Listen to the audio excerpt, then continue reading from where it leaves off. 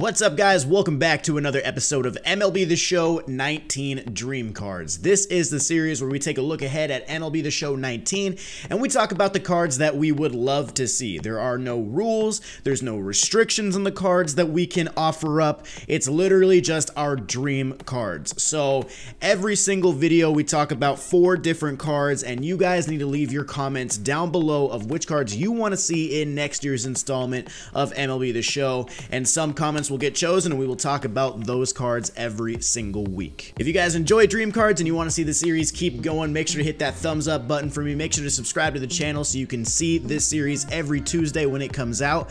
And without further ado, let's get into the cards. So last week we talked about Barry Bonds. He was kind of the marquee name. That's the guy that I really want to see as far as hitting. We also talked about Greg Maddux on the mound. We talked about a flashback Kenley Jansen. We also even talked about a possible flashback Ian Kinsler. So every single video we talk about 2 different legend cards, 2 different flashback cards, a hitter and a pitcher for both. So since we started with the legend hitter in the last video, we're gonna go ahead and start off with a legend pitcher in this video. And this guy got a lot of votes. This is one of the most highly requested cards whenever you're talking about possibilities for cards in the next year's game. You guys left a ton of comments, as you can see, and of course we're talking about Mariano Rivera, one of the best closers, if not the best closer of all time for the New York Yankees. Now, Mariano Rivera had a pretty explosive career. He was just like, he was always good. There was like one season where he had an ERA above 3, but he came back, and then the next season he had an ERA of like 1.5 again. So like,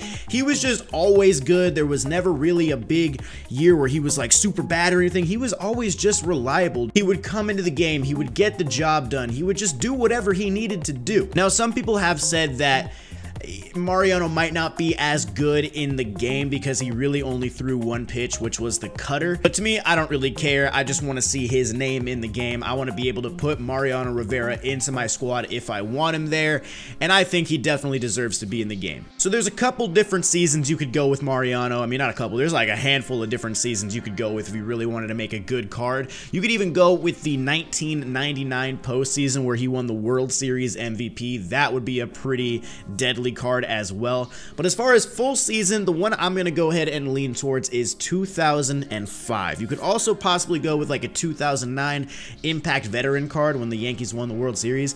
I think that would actually be a pretty good one as well. But as far as 2005, let's take a look at his numbers. 1.38 ERA in 78.1 innings pitched, 80 strikeouts to only 18 walks. He had a whip of 0.868, a 5.7 hits per 9, 0.2 home runs per 9, 2.1 walks per 9, and a 9.2 strikeouts per 9. He saved 43 games in 47 appearances, which is a 91% save rate. He was an all-star. He finished 2nd place in the Cy Young voting, and he finished 9th place in the MVP voting. Dude, a closing pitcher or reliever getting in the top 10 of the MVP, that's pretty incredible. But like I said, you could go with a bunch of different years for Mariano. 1999 postseason, 2005 season, 2004 season, 2009 Impact Veteran. Like, you could go a bunch of different ways.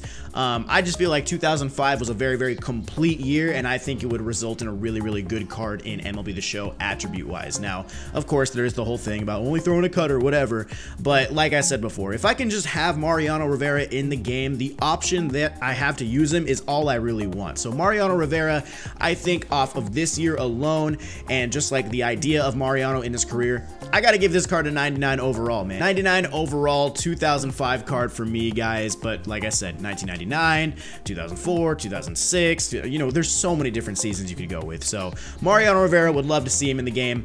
Get him in there, SDS. Okay, next up, we're gonna go to the hitters. For this one, we're gonna go to a flashback hitter, and this is actually going to be a card that we have seen in the show beforehand. MLB The Show 17 was the first time that this card came into the game, and it's because it happened in 2017. I want to see a flashback postseason 2017 George Springer when he won the World Series MVP. That series, the Astros and the Dodgers in 2017, so much fun to watch. Back and forth series, really good games. The Astros were hitting the ball like crazy. The Dodgers were playing really well. It went all the way to Game 7. In my opinion, I still think Dave Roberts is the reason why the Dodgers lost that World Series, not Yu Darvish. I don't get how you have Clayton Kershaw on your team and you decide to start Yu Darvish in Game 7. It just doesn't make sense to me, but that's a whole other point. But one thing that can be agreed upon in the 2017 World Series is the fact that George Springer had one of the best World Series ever. Like, it was just an incredible performance. 379 average, 471 on base, a slugging at 1,000 exactly, a 1471 OPS. He had 5 home runs, 7 RBIs, 3 doubles, and 11 hits in 29 at-bats. And if you think about that, 5 home runs, 3 doubles, 11 hits, 8 out of his 11 hits in that World Series were extra base hits. That's pretty incredible, dude. His slugging was ridiculous. He also walked 5 times. He struck out 7 times. He led Game 7, I think, with a double, and then he came around to score. So, like, he just made an impact whenever he was at the plate, and he was so freaking good. And like I said, he was in the show 17. He was the final postseason program reward, kind of like how Steve Pearce was this year. And if you guys know how freaking crazy good Steve Pearce is in the show 18 from that World Series MVP card, you can only guess how good George Springer was as well. So George Springer, I would love to see that card return in MLB The Show 18. I think it would be a lot of fun. And also, don't forget, yeah, we're talking about the home runs, we're talking about all that. He's also a pretty good fielder too. So George Springer, I think people would love that card. I think he would probably be more towards an end game card. I think people would have a lot of fun with him. So George Springer 2017 postseason flashback, give me it. Okay, now moving on to a pitcher. We already talked about the legend pitcher for this week, which of course was Mariano Rivera. So now we're gonna go ahead and move into a flashback pitcher. So we just talked about postseason George Springer. I'm actually gonna go ahead and tell you guys about another postseason card that I would love to see, and that is a card that has been kind of like it's been like mysterious to the community because everybody thought it was coming into the game. Everybody wants to see it. Nobody really knows why it's not in the game. And that's the 2014 Madison Bumgarner postseason flashback. Where is Mad Bum, dude? Why is he not in the game? I've seen comments about this card. I've seen comments about, you know, just a flashback Mad Bum in general. I'm pretty sure this card was in MLB The Show 16. Don't quote me on that, but I'm pretty sure it was. But MLB The Show 16 did it a little bit different. They didn't have like the single year cards, I don't think. I don't know. I could be tripping, but it was just their rating system was a little bit different. Madison Bumgarner had one of the best pitching World Series ever in 2014. You want to talk about George Springer having a great World Series in 2017 from the plate. Madison Bumgarner was the equivalent on the mound. A 0.43 ERA in 21 innings pitched against the Kansas City Royals. He struck out 17 batters, only walked 1 guy, hit a 0.476 whip, a 3.9 hits per 9, 0.4 home runs per 9, 0.4 walks per 9, and a 7.3 strikeouts per 9. He had 2 starts, one of them was a complete game, and how can we forget his performance where he came in, what was it, in like the 5th or the 6th inning, and he completed the entire rest of the game, ended up getting the save and winning them the World Series. Bumgarner was unhittable. He was so good. He was insanely, like, I don't even know how to describe it. I remember watching it live and just being like, there is no way this guy is making these major league hitters that made it all the way to the World Series look like this much of fools at the plate, because he was that good. He of course won the World Series MVP. I'm pretty sure he won the National League Championship Series MVP as well. So Madison Bumgarner all throughout the 2014 playoffs was the best pitcher, the best player on the field. He was just so good. If I were to give him a rating, it would definitely be over a 95. I just have 95 listed here because it was the easiest thing for me to get the rating on the card. So once again, if you didn't watch the last video, do not take the ratings on this card seriously at all. That's not what I'm intending. I'm not saying this is what the rating of this card is going to be, etc., etc. Like,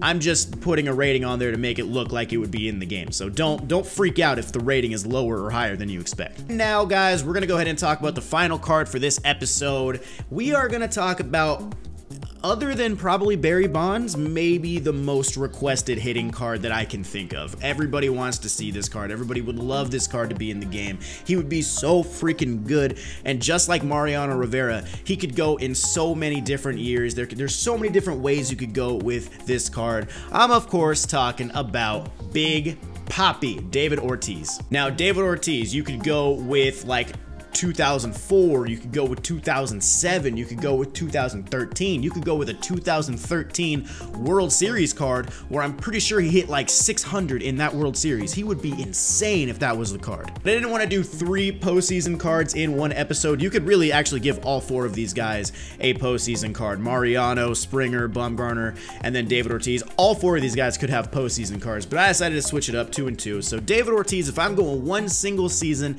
I'm going with 2006.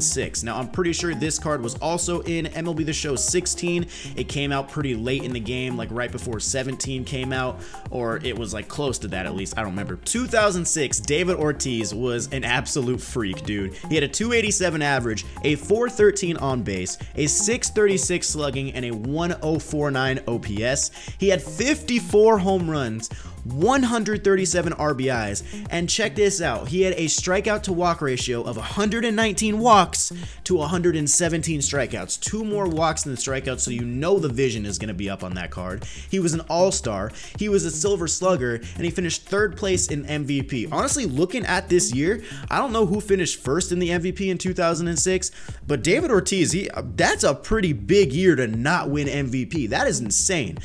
He led the entire league in total bases, home runs, RBIs, and walks in that year. And like I said, you could go in a bunch of different ways. If you wanted to give him a 2013 postseason card, go for it. If you want to give him a 2004 ALCS card, go for it. Like, there's so many different ways you could go. It's just, he's a totally versatile player. David Ortiz is like the perfect type of guy for an MLB The Show 18 career arc. You know, you give him the rookie card with the Twins, you give him the, you know, then you move it up to like the 2004, then you move up to 2013 and 2006, whatever. He'd be perfect. Hell, dude, even a 2016 Impact veteran. He hit like, what, almost 50 doubles in 2016? That man can't even run and he hit 50 doubles. That's insane. So David Ortiz, in my opinion, would probably get somewhere upwards of 97 to 99 if it's going to be his best card. He's too good. He's a hitter that we want to see, big left-handed power. We want David Ortiz in the game. Hopefully we can have him next year. So those are the 4 dream cards for this video, guys. If the card that you wanted to see didn't get chosen for this one, make sure to just comment down below again the same card, or if you want to try somebody else, whatever it is. We'll try to talk about it next week, but we only talk about 4 per video, and we got 1,000 comments in the last video, so don't get salty if your guy doesn't get picked every week, okay? But really though, thank you guys for watching. Drop a thumbs up on this video if you enjoyed it. Subscribe to the channel if you like this video as well as the other ones I've been putting out, and I hope you guys enjoyed, and I'll see you in the next one. Peace.